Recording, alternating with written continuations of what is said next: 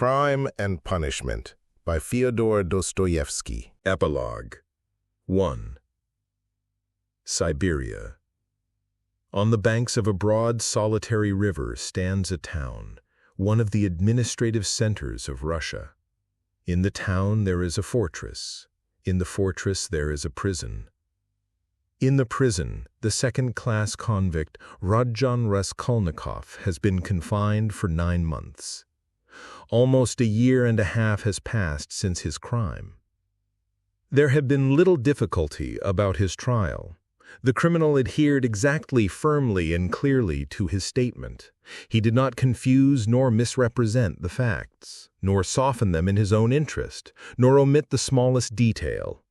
He explained every incident of the murder, the secret of the pledge, the piece of wood with a strip of metal, which was found in the murdered woman's hand. He described minutely how he had taken her keys, what they were like, as well as the chest and its contents. He explained the mystery of Lizaveta's murder, described how Koch and after him the student knocked, and repeated all they had said to one another, how he afterwards had run downstairs and heard Nikolai and Dmitri shouting, how he had hidden in the empty flat and afterwards gone home. He ended by indicating the stone in the yard off the Voznesensky Prospect under which the purse and the trinkets were found. The whole thing, in fact, was perfectly clear. The lawyers and the judges were very much struck, among other things, by the fact that he had hidden the trinkets and the purse under a stone, without making use of them, and that, what was more, he did not now remember what the trinkets were like, or even how many there were. The fact that he had never opened the purse and did not even know how much was in it seemed incredible. There turned out to be in the purse 317 rubles and 60 kopecks. From being so long under the stone, some of the most valuable notes lying uppermost had suffered from the damp. They were a long while trying to discover why the accused man should tell a lie about this, when about everything else he had made a truthful and straightforward confession. Finally, some of the lawyers more versed in psychology admitted that it was possible he had really not looked into the purse, and so didn't know what was in it when he hid it under the stone. But they immediately drew the deduction that the crime could only have been committed through temporary mental derangement, through homicidal mania, without object or the pursuit of gain. This fell in with the most recent fashionable theory of temporary insanity, so often applied in our days in criminal cases. Moreover, Raskolnikov's hypochondriacal condition was proved by many witnesses, by Dr. Zozimov, his former fellow students, his landlady, and her servant. All this pointed strongly to the conclusion that Raskolnikov was not quite like an ordinary murderer and robber, but that there was another element in the case. To the intense annoyance of those who maintained this opinion, the criminal scarcely attempted to defend himself. To the decisive question as to what motive impelled him to the murder and the robbery, he answered very clearly, with the coarsest frankness, that the cause was his miserable position, his poverty and helplessness, and his desire to provide for his first steps in life by the help of the 3,000 rubles he had reckoned on finding. He had been led to the murder through his shallow and cowardly nature, exasperated moreover by privation and failure. To the question what led him to confess, he answered that it was his heartfelt repentance. All this was almost coarse. The sentence, however, was more merciful than could have been expected, perhaps partly because the criminal had not tried to justify himself, but had rather shown a desire to exaggerate his guilt. All the strange and peculiar circumstances of the crime were taken into consideration. There could be no doubt of the abnormal and poverty-stricken condition of the criminal at the time of the crime. The fact that he had made no use of what he had stolen was put down partly to the effect of remorse, partly to his abnormal mental condition at the time of the crime. Incidentally, the murder of Lizaveta served indeed to confirm the last hypothesis. A man commits 2 murders and forgets that the door is open. Finally, the confession, at the very moment when the case was hopelessly muddled by the false evidence given by Nikolai from melancholy and fanaticism, and when, moreover, there were no proofs against the real criminal, no suspicions even. Porfiri Petrovich fully kept his word.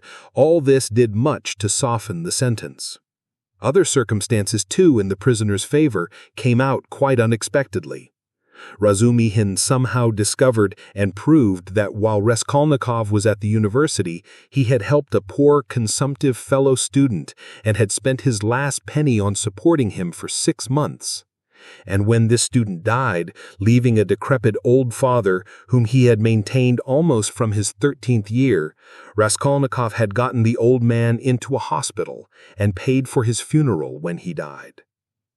Raskolnikov's landlady bore witness, too, that when they had lived in another house at 5 Corners, Raskolnikov had rescued 2 little children from a house on fire and was burnt in doing so. This was investigated and fairly well confirmed by many witnesses. These facts made an impression in his favor.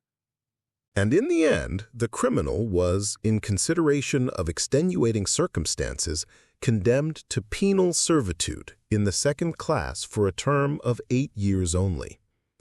At the very beginning of the trial, Raskolnikov's mother fell ill. Dunya and Razumihin found it possible to get her out of Petersburg during the trial. Razumihin chose a town on the railway, not far from Petersburg, so as to be able to follow every step of the trial, and at the same time to see Avdotya Romanovna as often as possible. Pulcheria Alexandrovna's illness was a strange nervous one and was accompanied by a partial derangement of her intellect. When Dunya returned from her last interview with her brother, she had found her mother already ill, in feverish delirium. That evening, Razumihin and she agreed what answers they must make to her mother's questions about Raskolnikov, and made up a complete story for her mother's benefit of his having to go away to a distant part of Russia on a business commission, which would bring him in the end money and reputation. But they were struck by the fact that Pulcheria Alexandrovna never asked them anything on the subject, neither then nor thereafter. On the contrary, she had her own version of her son's sudden departure. She told them with tears how he had come to say goodbye to her, hinting that she alone knew many mysterious and important facts, and that Rodya had many very powerful enemies, so that it was necessary for him to be in hiding. As for his future career, she had no doubt that it would be brilliant when certain sinister influences could be removed.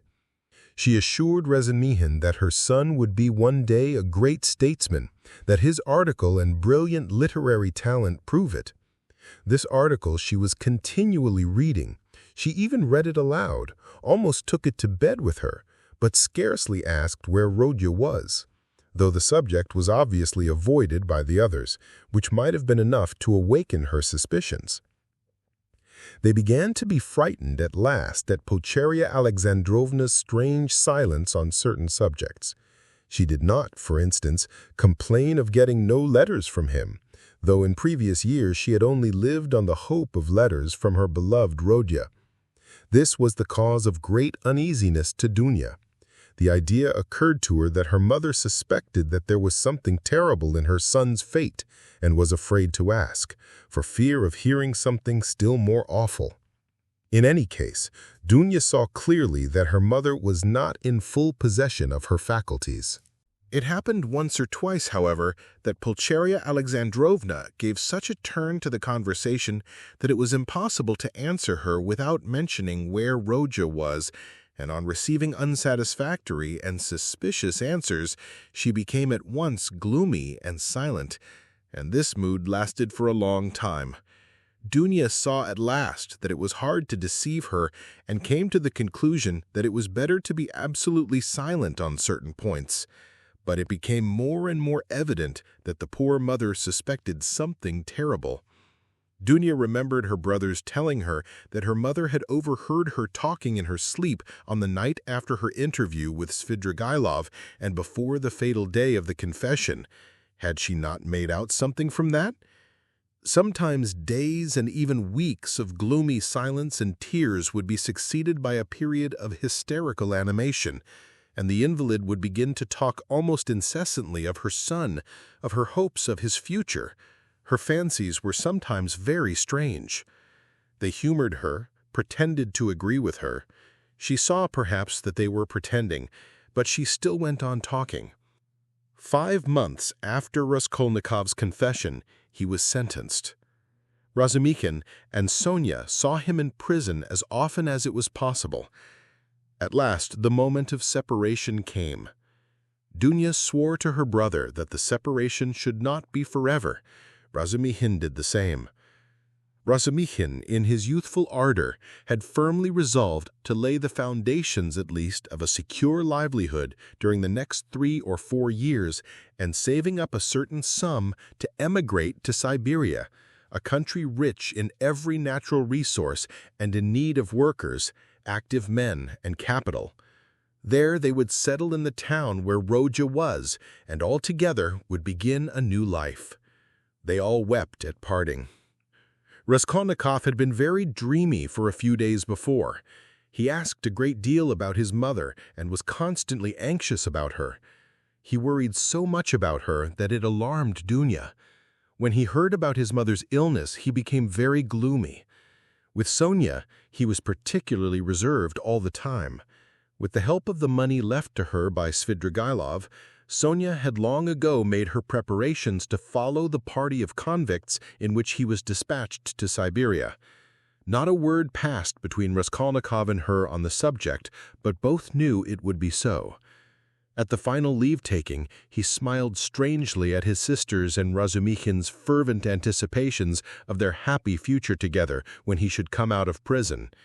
He predicted that their mother's illness would soon have a fatal ending. Sonia and he at last set off. 2 months later, Dunya was married to Razumikhin. It was a quiet and sorrowful wedding. Porfiry Petrovitch and Zosimov were invited, however. During all this period, Razumikhin wore an air of resolute determination. Dunya put implicit faith in his carrying out his plans, and indeed she could not believe in him. He displayed a rare strength of will. Among other things, he began attending university lectures again in order to take his degree. They were continually making plans for the future. Both counted on settling in Siberia within 5 years at least. Till then, they rested their hopes on Sonia. Pulcheria Alexandrovna was delighted to give her blessing to Dunya's marriage with Razumikhin, but after the marriage, she became even more melancholy and anxious. To give her pleasure, Razumikhin told her how Raskolnikov had looked after the poor student and his decrepit father, and how a year ago he had been burned and injured in rescuing 2 little children from a fire. These 2 pieces of news excited Pulcheria Alexandrovna's disordered imagination almost to ecstasy. She was continually talking about them, entering into conversation with strangers in the street, though Dunya always accompanied her.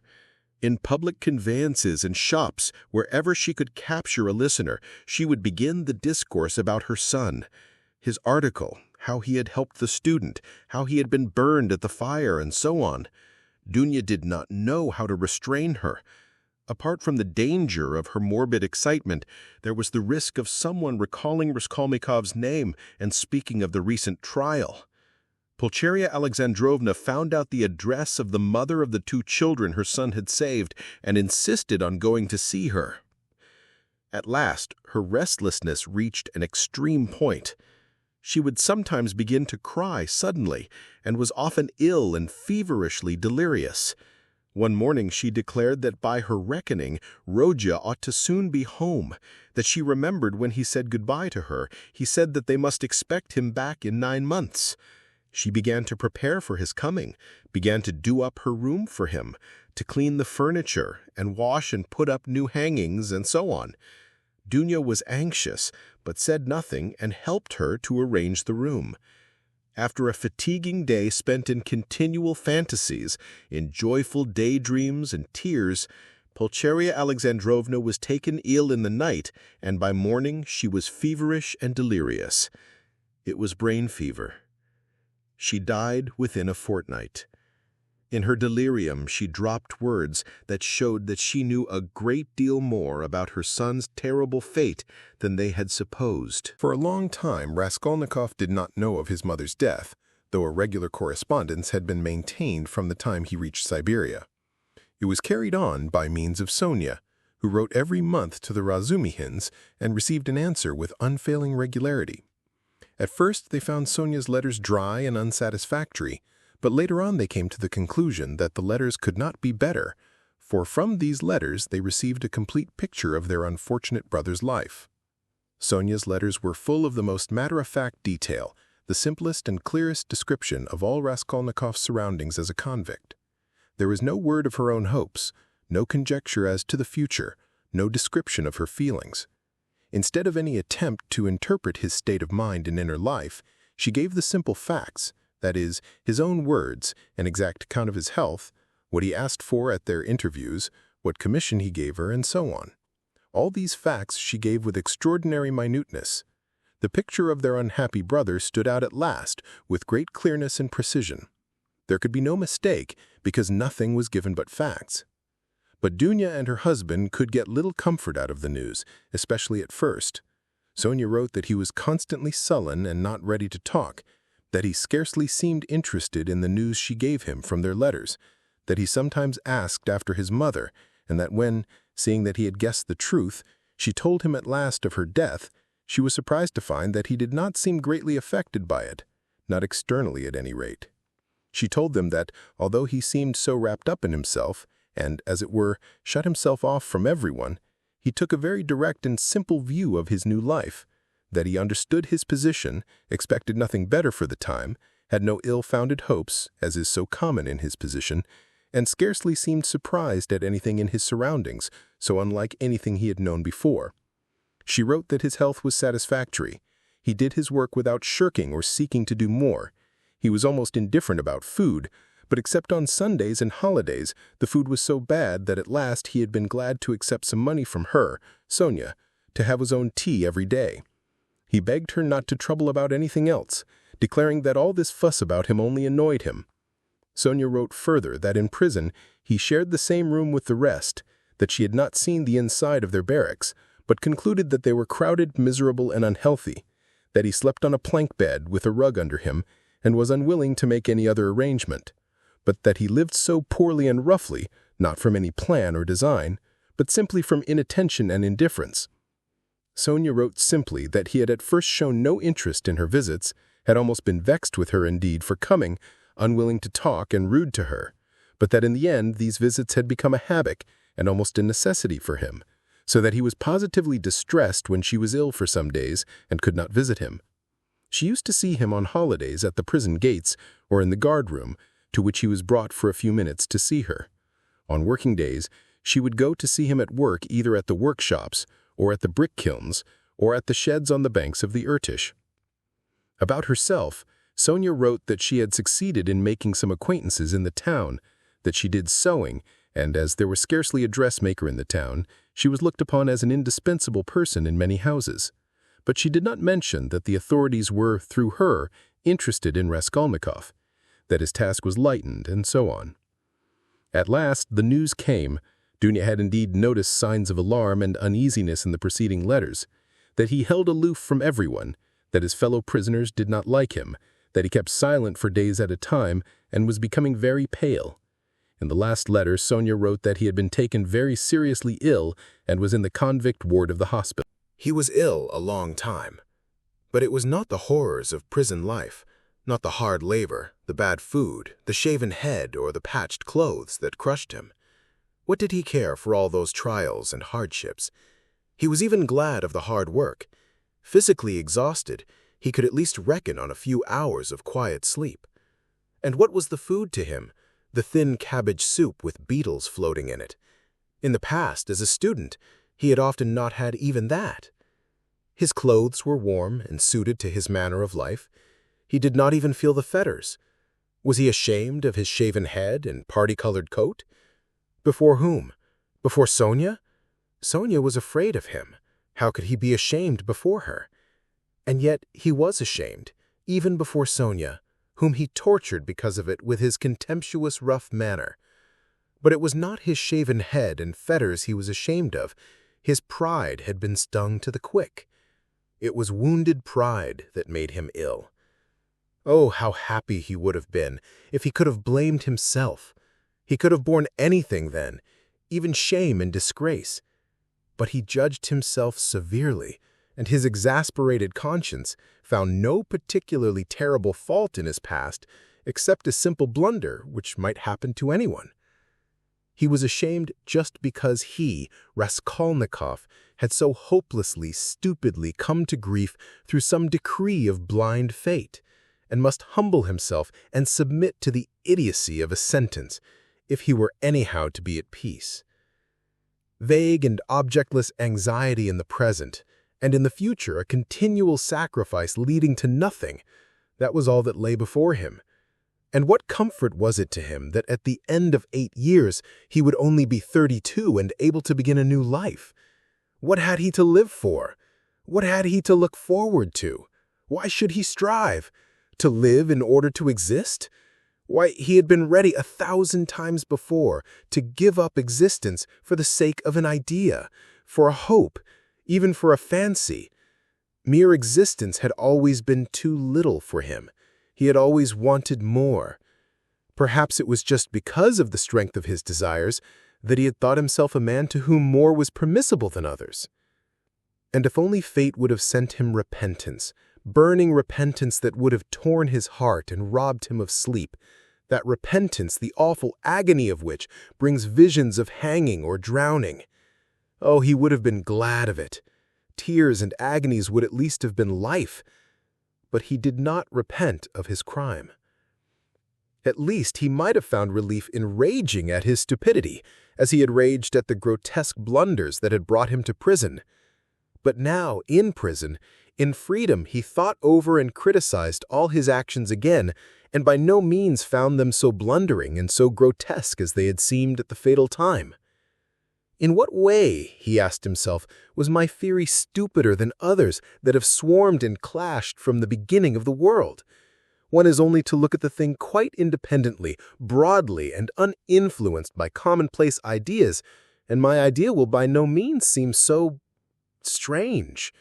Oh, skeptics and halfpenny philosophers, why do you halt halfway? Why does my action strike them as so horrible, he said to himself. Is it because it was a crime?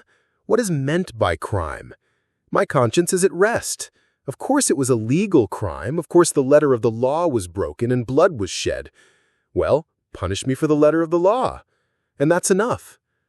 Of course, in that case, many of the benefactors of mankind who snatched power for themselves instead of inheriting it ought to have been punished at their first steps. But those men succeeded, and so they were right. And I didn't, and so I had no right to have taken that step. It was only in that he recognized his criminality, only in the fact that he had been unsuccessful and confessed it. He suffered too from the question, why had he not killed himself? Why had he stood looking at the river and preferred to confess? Was the desire to live so strong, and was it so hard to overcome it? Had not Svidrigailov overcome it, although he was afraid of death? In misery he asked himself this question, and could not understand that, at the very time he had been standing looking into the river, he had perhaps been dimly conscious of the fundamental falsity in himself and his convictions. He didn't understand that that consciousness might be the promise of a future crisis, of a new view of life and of his future resurrection. He preferred to attribute it to the dead weight of instinct that he could not step over, again through weakness and meanness. He looked at his fellow prisoners and was amazed to see how they all loved life and prized it. It seemed to him that they loved and valued life more in prison than in freedom. What terrible agonies and privations some of them, the tramps for instance, had endured. Could they care so much for a ray of sunshine, for the primeval forest, the cold spring hidden away in some unseen spot, which the tramp had marked 3 years before, and longed to see again, as he might to see his sweetheart, dreaming of the green grass around it and the birds singing in the bush? As he went on, he saw even still more inexplicable examples. In prison, of course, there was a great deal he did not see and did not want to see. He lived, as it were, with downcast eyes. It was loathsome and unbearable for him to look. But in the end, there was much that surprised him, and he began, as it were involuntarily, to notice much that he had not suspected before. What surprised him most of all was the terrible, impossible gulf that lay between him and all the rest. They seemed to be a different species, and he looked at them, and they at him with distrust and hostility. He felt anew the reasons of his isolation, but he would never have admitted till then that those reasons were so deep and strong. There were some Polish exiles, political prisoners, among them. They simply looked down upon all the rest as ignorant churls, but Raskolnikov could not look upon them like that. He saw that these ignorant men were in many respects far wiser than the Poles.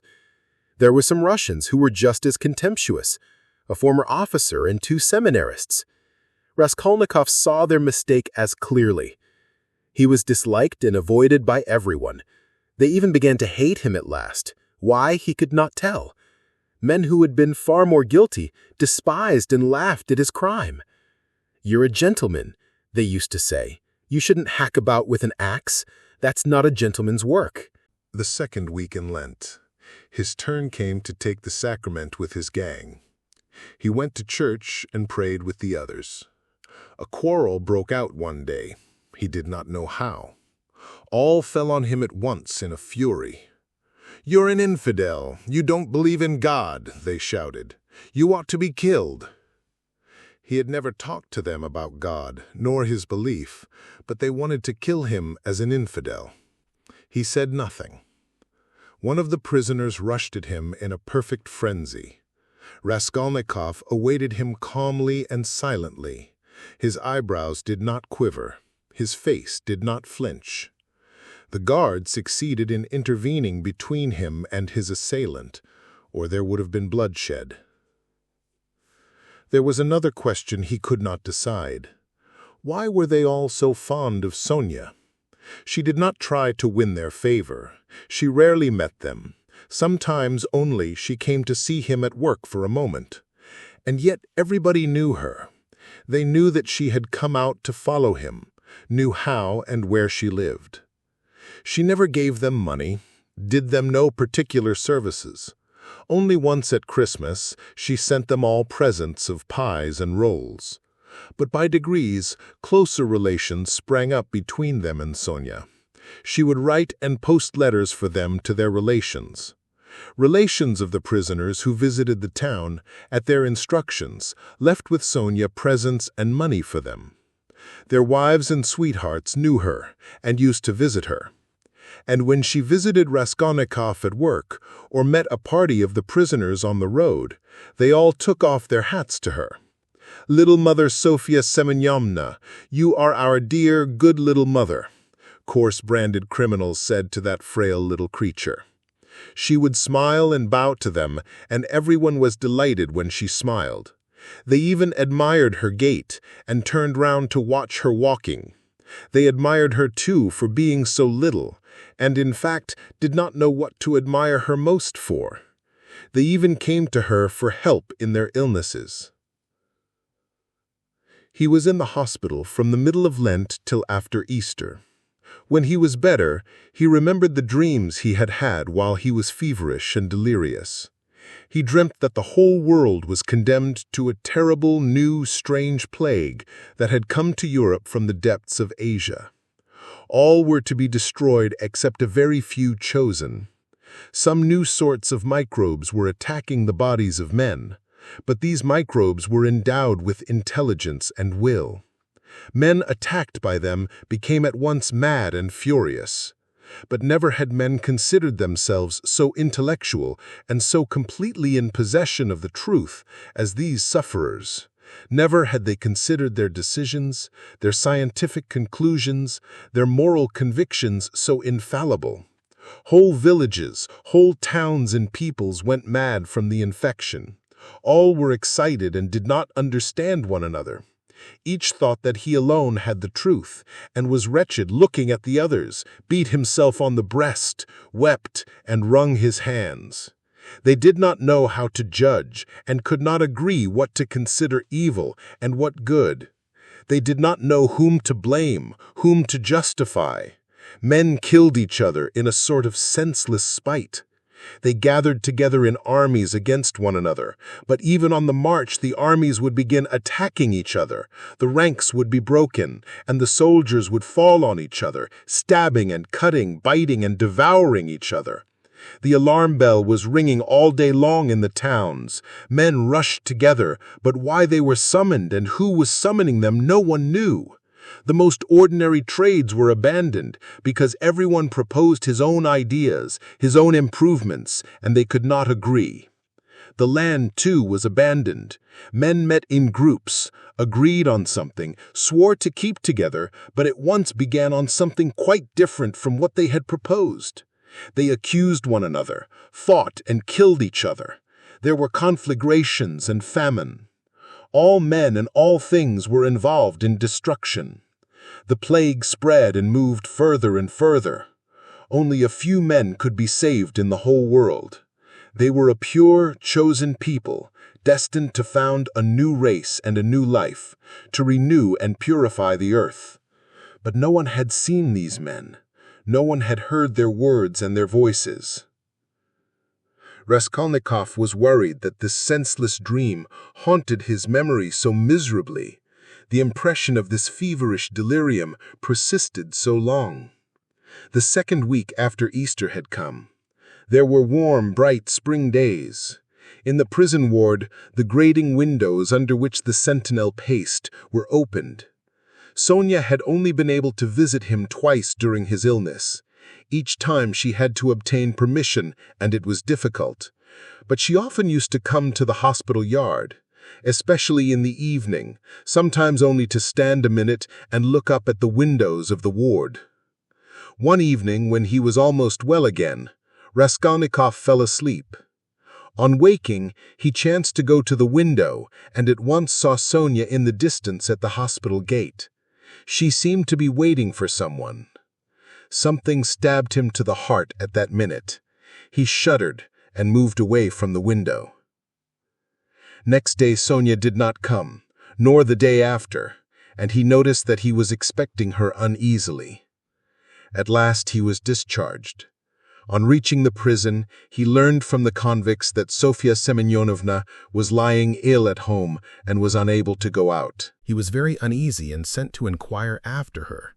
He soon learnt that her illness was not dangerous. Hearing that he was anxious about her, Sonia sent him a penciled note, telling him that she was much better, that she had a slight cold and that she would soon, very soon, come and see him at his work. His heart throbbed painfully as he read it. Again it was a warm, bright day. Early in the morning, at 6 o'clock, he went off to work on the riverbank, where they used to pound alabaster, and where there was a kiln for baking it in a shed. There were only 3 of them sent. One of the convicts went with the guard to the fortress to fetch a tool. The other began getting the wood ready and laying it in the kiln. Raskolnikov came out of the shed onto the riverbank, sat down on a heap of logs by the shed, and began gazing at the wide, deserted river. From the high bank, a broad landscape opened before him. The sound of singing floated faintly audible from the other bank. In the vast steppe, bathed in sunshine, he could just see, like black specks, the nomads' tents. There was freedom. There other men were living, utterly unlike those here.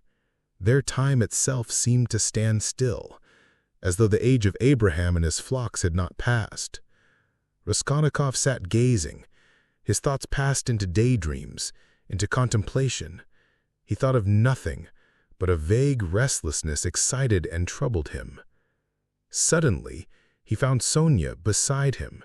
She had come up noiselessly and sat down at his side. It was still quite early. The morning chill was still keen. She wore her poor old burnous and the green shawl. Her face still showed signs of illness. It was thinner and paler.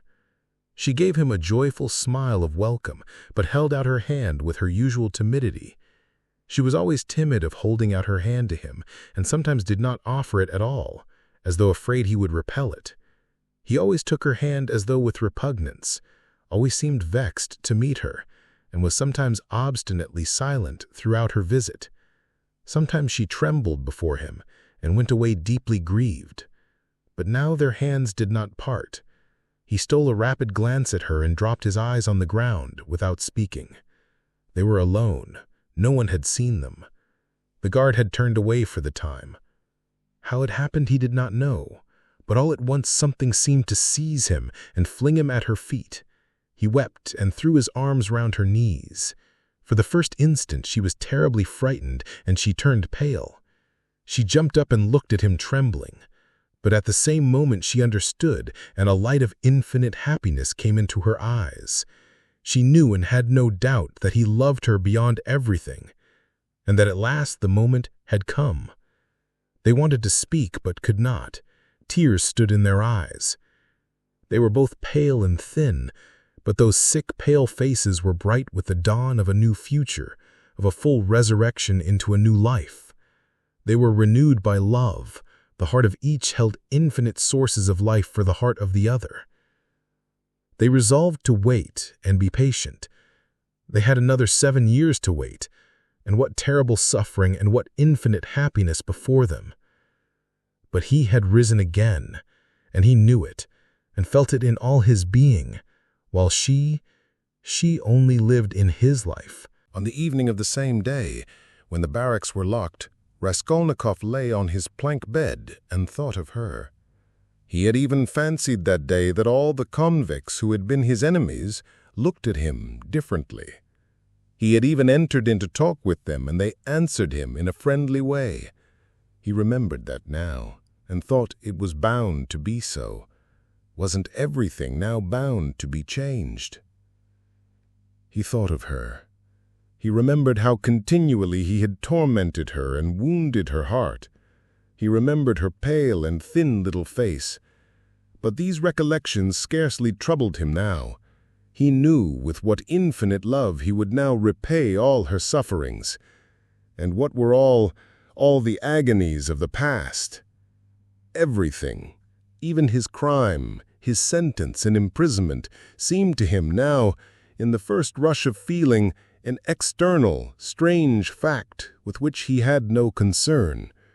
But he could not think for long together of anything that evening, and he could not have analyzed anything consciously. He was simply feeling. Life had stepped into the place of theory, and something quite different would work itself out in his mind. Under his pillow lay the New Testament.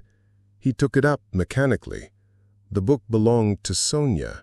It was the one from which she had read the raising of Lazarus to him.